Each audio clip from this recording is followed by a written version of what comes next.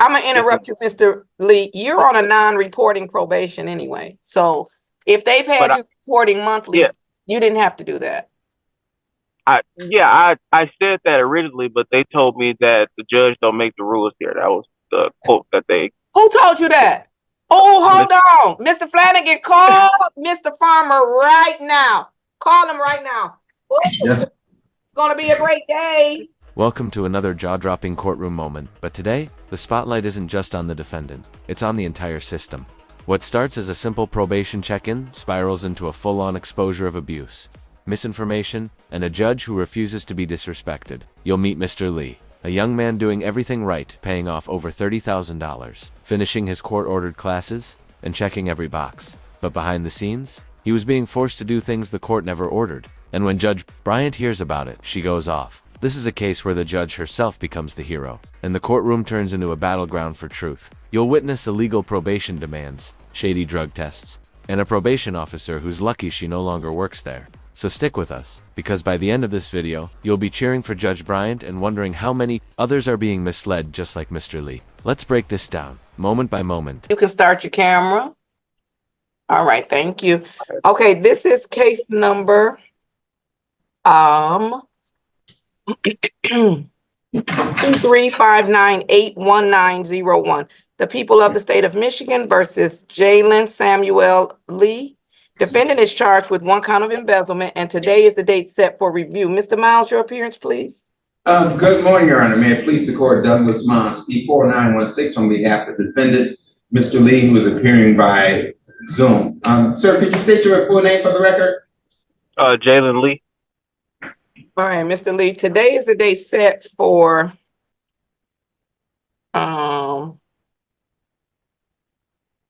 review. Let me pull up and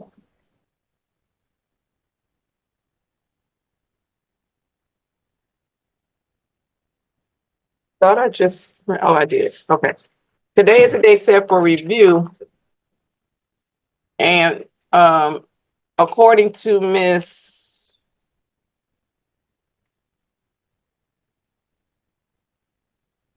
I don't never know her name because she don't put her name on here. According to probation, your discharge date is May the 2nd. You were placed on a 12-month probationary period. And I placed you on probation on, May 2nd of this year, 24. So this is your first review. This is the halfway point. However, you're not quite finished. So this says that you did pay the restitution in full. It says the restitution of $30,000 was paid in full. You completed the theft awareness class. Let's take a moment. Hear this, defendant. Mr. Lee has paid $30,000 in restitution, completed 10 gambling counseling sessions, and even a theft awareness course. That's a mountain of effort. What Judge Bryant is doing here is carefully reviewing his progress. This is a perfect example of how courtroom reviews are meant to protect defendants and the integrity of the justice system. When someone is working this hard to change their life, the court needs to honor that, not create new hurdles. You have done some you did choices. Yes, ma'am. Through eBay, and then you've completed 8 of the 10 gamblers counseling. Well, let's see. Nope. That she's saying 2 different things. How many gamblers counseling is left? I finished all 10. Oh, you did? Yes, ma'am. Okay. When did you finish? Because she just sent me this. This would have been last week on, I believe Friday was the last day. I remember she said she was leaving the office Thursday. So Mr. Mooney was trying to get in contact with her, I believe, to email her to let her know that I was completed. But he assured her that I will be finished before this court date. Okay, let me see who I'm talking about, because she does her probation orders different, updates different. Let's see who sent me this.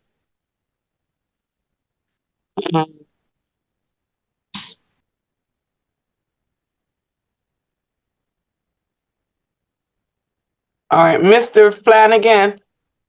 Yes, Your Honor. Can you call Miss Collins in probation and see if she has an update? Well, let me ask this before I have you do that. What about count 2? You owe $510 on count 2. That's the only thing that I haven't completed, Your Honor.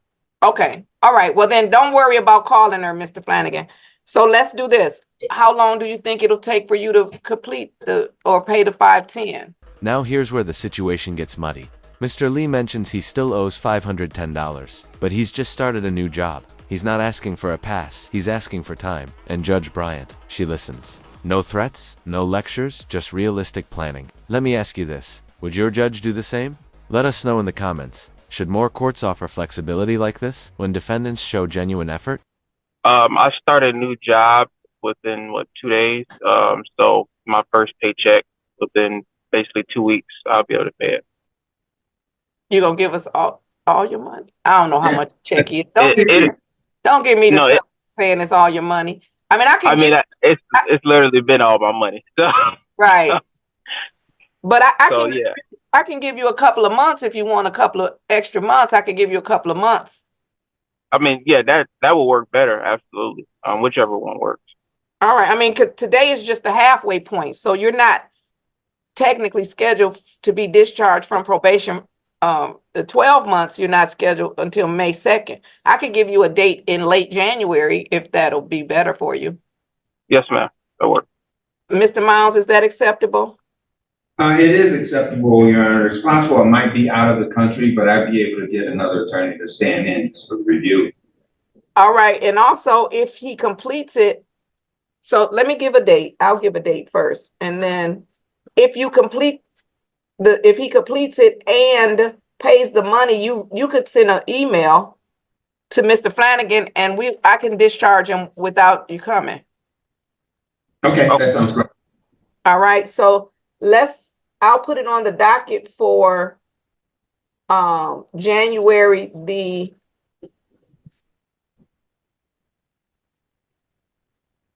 me see. Let's put it on the docket for February 3rd, that first Monday in February. I'll put it on the docket for February 3rd. And then that way we could confirm with Ms. Collins that you've completed those classes or the counseling, and then you can pay the $510. If you've done so, counsel, you can just submit an email and I can confirm it with the probation and then I can discharge them without appearance. So we'll put it on the docket for a discharge. Okay. All right. Thank you, Your Honor.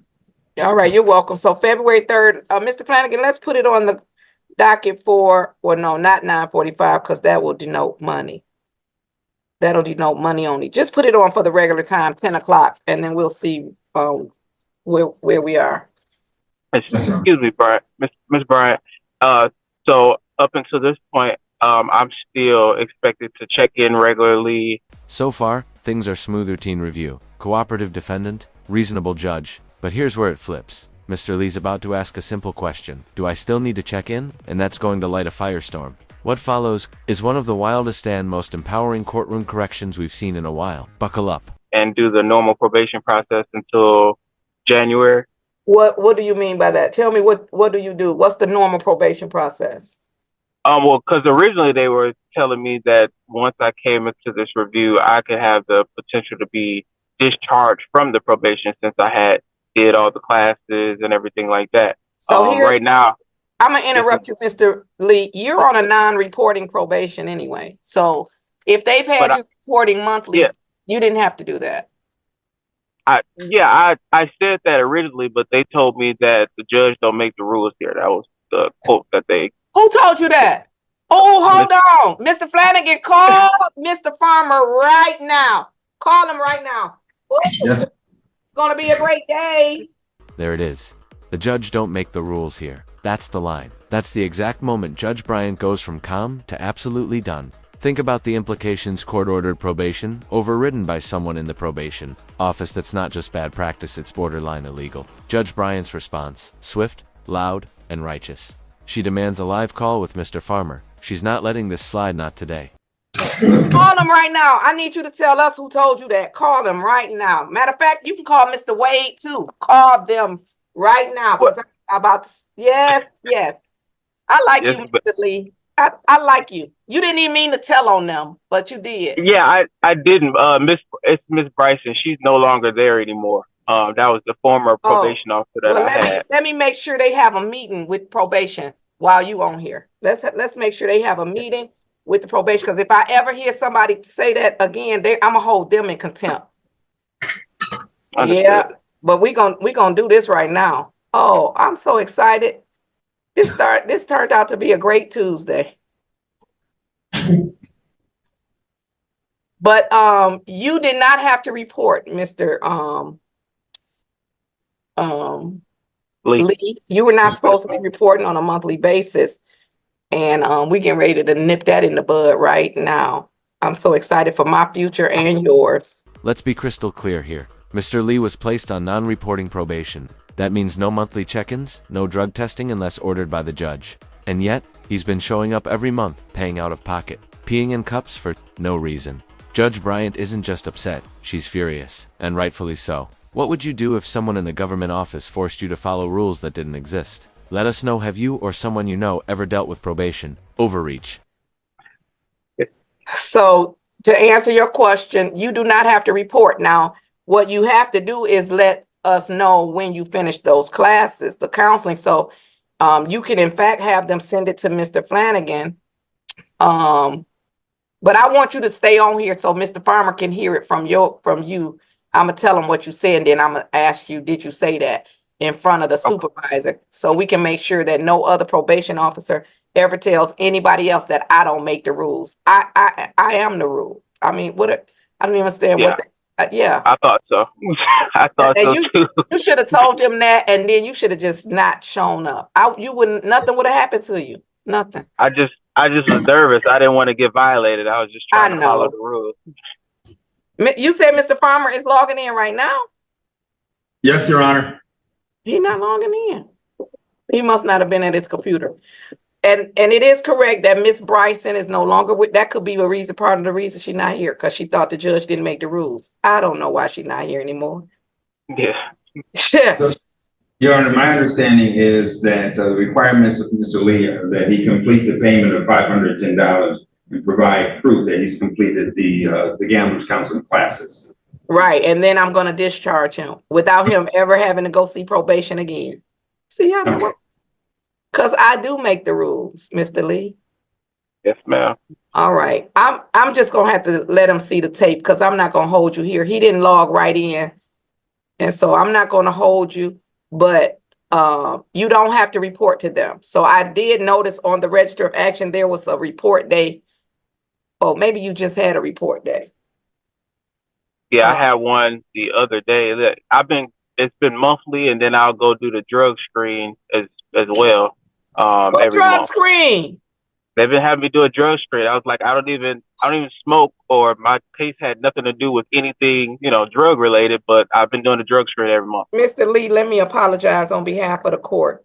This part hits hard. Mr. Lee, who doesn't use drugs and wasn't convicted of a drug offense, was forced to undergo monthly drug tests that weren't court-ordered. He spent over $150 complying with bogus demands. And Judge Bryant, she doesn't just apologize, she credits him financially and wipes that nonsense off the table. This is what judicial accountability looks like. Not just correcting the system, but making it right for the individual. Powerful. And I'm thankful that Miss Bryson no longer works here, because she might have got fired today. Understood. So you do not have to drug test. My order specifically says no urinalysis was ordered. And so what I'm going to do is refund you any money that you have paid for your drug screens. So where were you testing? It was a Rochester Hills location. I forget the name of it, but it was like a few minutes from my house. I went there, I believe twice when I couldn't make it all the way to Detroit, within the day. So I would go there. So I only did that like twice. It was like $40 total there. And then the other time they would make me come out to, the court to do it. You said the And that- other times. So you have tested every month since I put you on probation? Mr. Farmer logs in, and you can feel the mood shift. Judge Bryant lays it out. Mr. Lee was lied to, misled, and extorted. The probation officer who told him the judge doesn't make the rules is Ganand, probably lucky she is. The courtroom isn't just about punishment, it's about restoring trust. This is why we love Judge Bryant. She doesn't just enforce the rules, she defends them. Yes, ma'am, every month. That's a mess. Okay. Oh, that's a mess. Okay, what I'm going to do is I am going to deduct. Come on screen, Mr. Farmer. Good morning. Mr. Farmer, who is just, he is. Good morning, Your Honor. He is justice. Every time he come on here, I feel like justice is behind him. Mr. Farmer, this is Mr. Lee. Mr. Lee, say hi to Mr. Farmer. How you doing, Mr. Farmer? How you doing? Mr. Farmer, Mr. Lee used to be supervised by someone who no longer works here. So that's good. Because they might have got fired today if they still worked here. Miss Bryson. Miss Bryson told Mr. Lee, who she made report to probation every month, that I don't make the rules. He told her it's a non-reporting probation. Miss Bryson told him the judge don't make the rules. Judge Bryant doesn't just forgive, she recalculates. She reduces Mr. Lee's balance, offers credit for the drug screens, and clarifies that no further reporting is required. All he has to do is show proof of counseling and pay the new reduced balance. This is a textbook example of restorative justice honoring effort, correcting institutional failure, and giving defendants a real chance to move forward. She even praises Mr. Lee for being honest. We make the rules. Not only did she have him reporting to probation, she has had this man drug screening every month when my order specifically says no urinalysis ordered. What I called you on here for is because she no longer works here. In your next meeting, just make sure nobody ever tells one of my probationers that, because that might get them held in contempt of court, because that doesn't even make sense. And I understand. You know that don't make sense. You would, okay. So what I am going to do, Mr. Lee said he tested at the court 4 times, and you tested in Bloomfield 2 times? Yeah, Rochester Hills, yeah. Oh, Rochester Hills. So, Mr. Flanagan, what I am going to do is deduct. I'm just going to give him $150 credit for his inconvenience and his time. And then that will leave him a balance instead of the 510. Y'all know I got to subtract the old-fashioned way. So, hold on. I'm going to cross off the 5. I'm going to make it a 4. I'm going to put my little 1 over there. They don't teach the kids how to do that anymore. 11 minus 5. 6. Okay. Your balance is $360. Let's ask the real question. How many other defendants are being told false rules by probation officers who think they make the rules? This isn't just about Mr. Lee. This is about systemic breakdowns that can trap people in cycles of fear and control. Sound off in the comments. Should there be more oversight in probation departments? Should these officers face consequences? And then if you pay that balance, and Miss Officer Penn, don't be making me feel bad. He had already texted me, y'all, told me how much it is. He adds in his head. My officer. I love my officer too. I love my staff. So, Mr. Counsel, if you send that, if he finishes, you can send it to his new probation officer. But I'm telling you this in the presence of Mr. Farmer, you do not have to show up and report to probation, and you do not have to drug test. You only have to pay the balance and finish those 2 classes. Oh, no, you said you finished the classes. Yes, ma'am, I finished them. Okay, so we just need proof of the counseling. Okay. Okay. Mr. Farmer, you going to take care of that for me? I've never had a probation officer say that before, so I think you got a good team, but that made me nervous. I think Mr. Farmer froze. Judge Bryant reminds us that courtroom power should serve the people. Her ruling doesn't just save Mr. Lee from unjust consequences, it sends a warning across the board. Her message is clear. The judge makes the rules, period. This is how one defendant's courage sparked change. And whether she meant to or not, Judge Bryant just made it crystal clear that this courtroom will be run with integrity. He did. All right. Well, he used to be a probation officer. Now he's the supervisor. So that was some bad advice. That was some bad instructions. And like I said, she doesn't work here anymore. And if she did today, she was probably going to either be fired or held in contempt of court. So I'm glad we didn't have to cross that bridge. Thank you, Mr. Farmer. And No problem, on. Thank you so much. Mr. Lee, thank you for sharing that information. And I, again, apologize for the inconvenience. You did not have to do those things. So I appreciate it. And then I'll either see you on the 3rd or we'll do your discharge when I get the information, okay? Okay, Your Honor. thank you. One Yes. question, Your Honor. Yes, sir. I'm just looking at my notes, and I have that the order was for a delayed sentence. Oh, yes, Yeah. he'll get the delayed sentence. Okay, great. Yes, so if he finishes, he's going to finish well within the 12 months, and I'll give him the delayed sentence. So it will be a dismissal and a removal of the conviction from your record once you pay the balance and give us the proof that you completed that counseling. Okay, Okay, all right. we'll do. All right. Thank you. All right, you're welcome, gentlemen. Have a great day. Stay safe. Let's wrap it up. Mr. Lee will receive a delayed sentence, meaning once he completes his payment and provides proof of counseling, the conviction will be dismissed and removed from his record. No more reporting, no more testing, and most importantly, no more lies. This wasn't just a status hearing, it was a turning point. A powerful reminder that when judges protect their courtroom authority, they protect the rights of the people standing before them. If you found this case as shocking as we did, make sure to hit that like button, share your thoughts in the comments, and don't forget to subscribe for more jaw-dropping courtroom breakdowns. You won't want to miss what we've got coming next.